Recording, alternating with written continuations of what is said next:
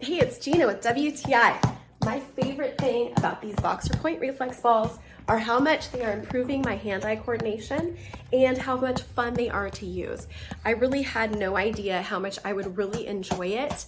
I love that I can just really focus in and kind of forget about everything that's happening around me when I'm using these reflex balls. I've seen that I've actually made really good improvement by using them 4 to 5 minutes a day. I've seen that I've been able to improve how many times I can hit the ball. I've found that keeping my head up, my posture good, and being ready to move my feet around wherever the ball may go has been really helpful in order to keep up my coordination and get better. My friend's son is really athletic and he really enjoyed using these. He thinks that it is helping to improve his coordination. This set comes with hand wraps, which you can definitely use, but I found that I prefer just to use it bare-fisted. I've just been using the red ball for beginners, but I'm hoping to be able to advance beyond that soon.